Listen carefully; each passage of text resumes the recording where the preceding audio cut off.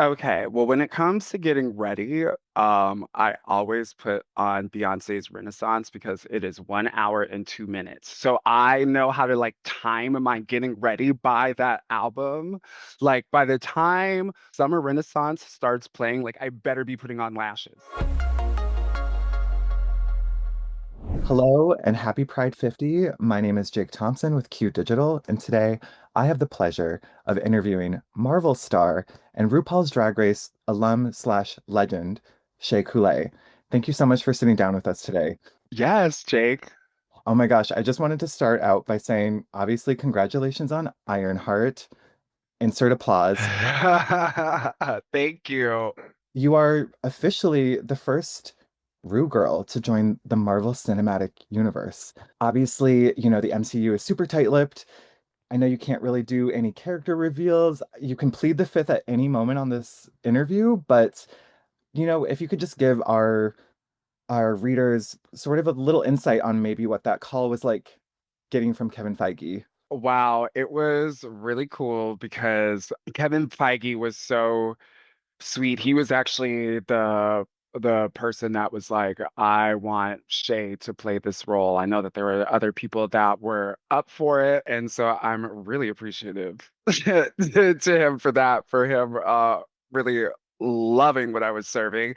But he was so kind that he let my friend Sam give me the call, who directed episodes 1 through 3. Her and I have been friends since we were 18 years old. We met our freshman year of college together.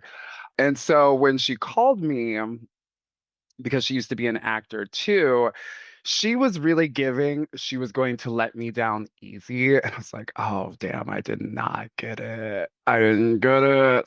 And then she switched it up. It was like, okay, you better start packing your bags to come out to Atlanta. And I was like, girl, in a past life, you were a Drag Race producer because that's the same that they Oh do. my gosh.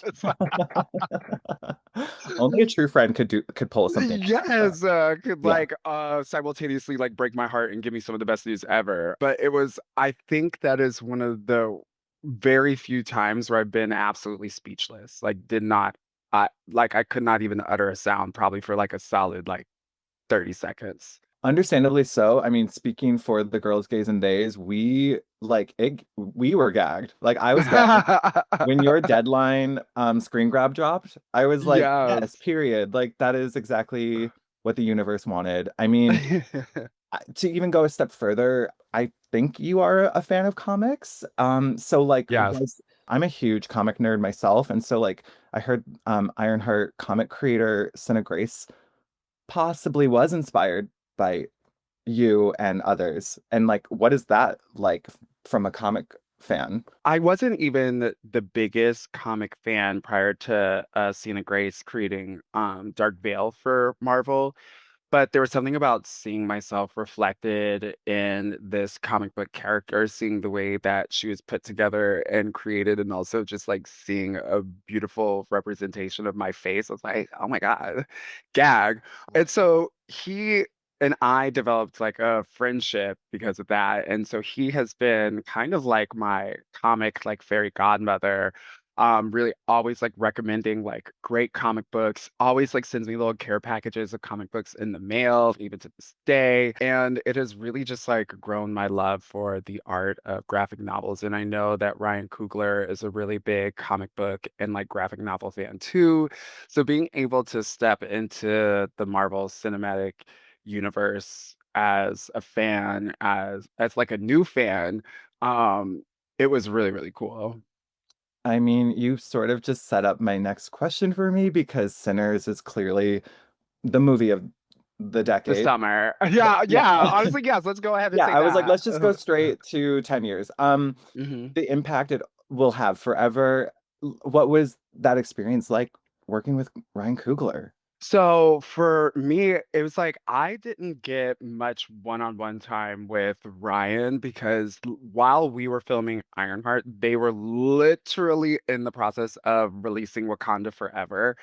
And because Ironheart picks up in Riri's story where Wakanda Forever left off, I know that like Ryan was working his ass off. Like they had that man everywhere. So it was just like, I know this sounds crazy, but this is like my experience. It was almost like a voice of God because they have this like what I've learned is like a what they call producer village where everybody is watching everything that go. I had no idea. So they're all watching like everything that goes down and like notes and things get like passed down from people that that you don't even realize that are even there watching you, you know. So you're Totally. just kind of like, okay, got to make sure that I am always like on and delivering, but it was such an incredible honor and challenge to be able to step in and do the work. And everybody was so kind and generous with helping, like, kind of bring me into the fold and teach me as someone who's never done this before. It was really cool. I think the most amazing lesson in this is that, you created your own lane and then people were inspired by that lane. And so you just have to simply show up as you. And that was, like, honestly what was the best part for me because I really do feel like they just created the space for me to show up and be myself. And it was a really full circle moment because I left the world of theater and acting because I just there was so much, rejection and also just, like, never really seeing roles or characters that really looked like any similar experiences to mine. I just never really knew where I fit. And so drag gave me the ability to just like really expand my horizons and, as RuPaul says, color with all the colors in the crayon box. And then to have a decade's worth of experience doing drag and then being able to come into the world like Marvel and have them trust me for my experience and my knowledge as a drag queen and as a gender non-conforming artist and say, hey, just like show up and do you, deliver the material, and we'll just like trust that you got it. It was such a really humbling and amazing experience. Thank you for sharing that. I honestly have goosebumps. I don't know if you know this. This is a fun fact. I am a World of Wonder alum. Shout out to RuPaul. So Oh, you, I started on Bob's season, and then okay. yeah, and then I think your season was when I had gone on to a different project or a different journey, Uh-huh. but you instantly crash landed and became the powerhouse that you are. And my question to you is because I've been at RuPaul's Drag Con and Hmm. I know what your line is like there. It's at the door. What is your preparation for, San Diego Comic Con and the Comic Cons that will come for you where it's like you're used to one level of Uh-huh. Drag Race fandom, but are you ready for Uh, MCU fandom?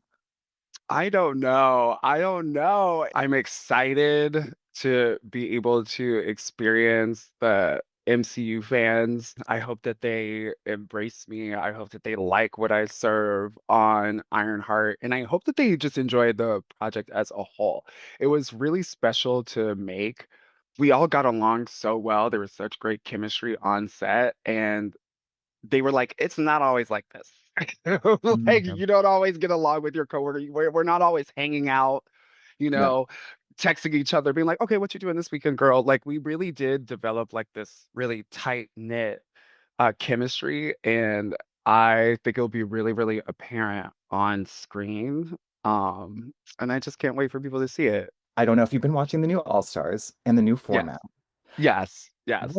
As a winner, Uh-huh. period, what are your thoughts on this format? And then my second question to you is, would you ever return to the pink workroom? It's interesting because obviously I love, as a fan of the show, I love gags, I love stunts, I love to be shocked and like, as a competitor, I don't know if I would like this format because I am somebody who is like a firm believer of like whoever does the best moves on. Whoever Mm. performs the best in the challenges moves on. Whoever impresses the judges gets the best feedback moves on. That was the way that, when we were doing All Stars 5 and we were having to do our voting system. Like that was always the standard that I set because as a competitor, if I'm going to make it to the end, I want to make sure that I am there with people who are the best. Like if I'm going to beat somebody, I want to make sure that I'm beating the best. Um, I know that some competitors like to be a little bit more like undercut and like take any advantage that they can. And so for me as a competitor, I know that I would be one of the girls that they would be trying to take out. So I know I would be a target. So I would hate to have to compete in this format because like there's no guaranteed safety in that aspect. As far as returning, I wouldn't rule it out. I guess it just would have to be the proper context. I would do another all winter season Mm. because there were so few of us, and there are other winners that I do love and respect, and we did not have the opportunity to be in the same seasons together, so it would be fun to create those memories because that was like the best part of All Star 7 is the fact that we were all in it together from the beginning to the end, and like we are so bonded as a cast, as sisters. Like, I would definitely do that again. And I love the runways. Like, I love a chance to do runways, girl. Like, Drag Race is fun for me. So if there was like another opportunity to come back and hopefully snatch a second crown, yeah, I'd do it. Uh, Spoken like a true winner. I mean, the public wants it and the public is me, is what I'm saying. So Yeah. we're going in and out of Drag Race and back to MCU, but I did want to know if there were any superheroes that personally influenced you or inspired you. And it could have been from childhood or it could have been through, Kugler's amazing recommendations. Yes. Okay. So, I mean, I feel like Storm is such an obvious answer for like any queer comic book fan. Like, because also when I was a kid, I will never forget it was Christmas 1996 where we got a Sega Genesis and there was the X-Men game. And Uh, like, baby, I was stormed down. Like, that was my girl. I was like, oh, she could control the weather. Like, the white hair, like everything about Storm was like, now that is power. mm. Like, girl, I don't care about flying. I don't care about like reading nobody's minds. I don't care about like lasers through walls. Like, this lady is controlling the weather. And that's actually a cosplay that I haven't done that has been like on my list of like cosplays that I want to do. And I don't know if she's like a superhero, but I'll also throw in Aisha, the yellow Power Ranger, for good measure. Oh, you have taste. Yeah. Well, now we know that, AI can't recreate this fantasy. You need to do your Storm cosplay for I the world. do. You know what? We have how many months till Halloween? Bet. Watch this space. Obviously, you're such a multi hyphenate artist. I would be remiss if we didn't speak about your music career. Let Oh Go yeah. is one of my not only favorite songs, but the video down, you did something like on a molecular level Oh my to God, thank me you. and yes, thank you for your contribution. Can we expect new music soon? Yeah, I've like already started kind of talking to some new producers, kind of like gathering some like samples and some beats. And once I kind of get finished with my summer touring schedule, we're gonna be back cooking in the studio, and I cannot wait.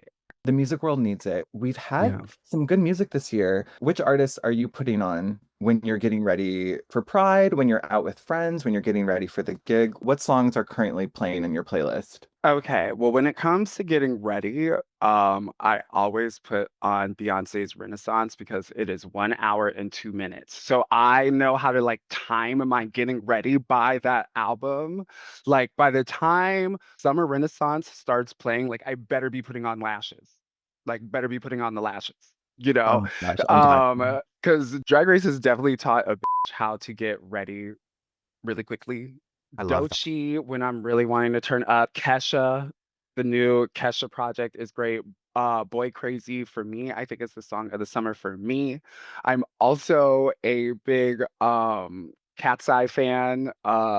Go Off, Gnarly Hive. Love my girls from Cat's Eye. And if you guys haven't watched Pop Star Academy, I highly just suggest it. It's like black girls, pop girls, Troye Sivan.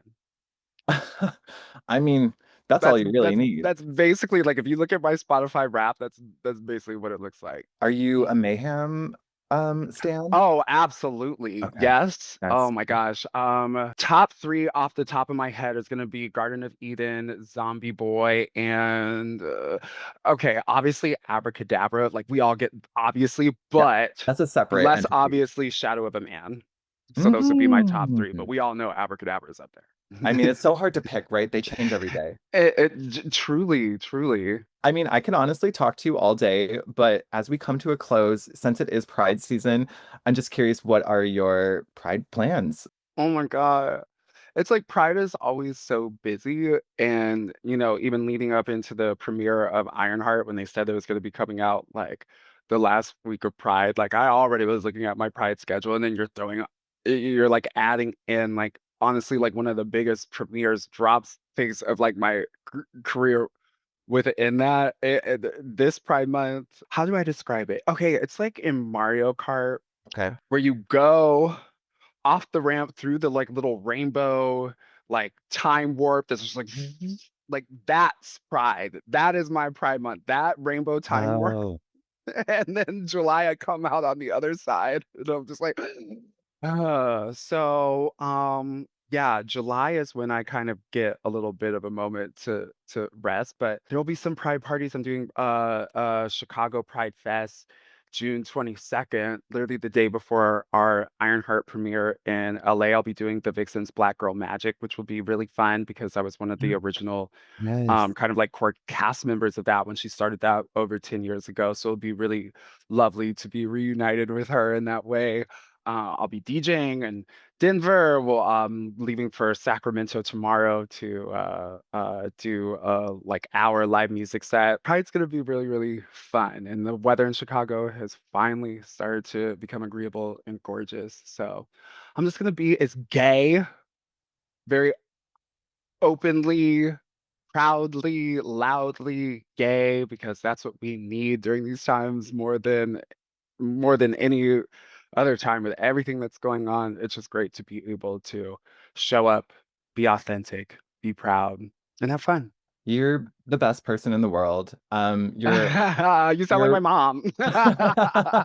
well, your mother to all of us. Oh, thank you. Thank you so much for your time, Shay. And once again, congratulations on Ironheart and also Thank being a you. Queerty Pride 50 honoree. It's truly been the honor personally for me, but for all of our listeners as well, talking with you today. And I hope you just have the best Pride season ever. You're a real life superhero and you're going to Thank be you.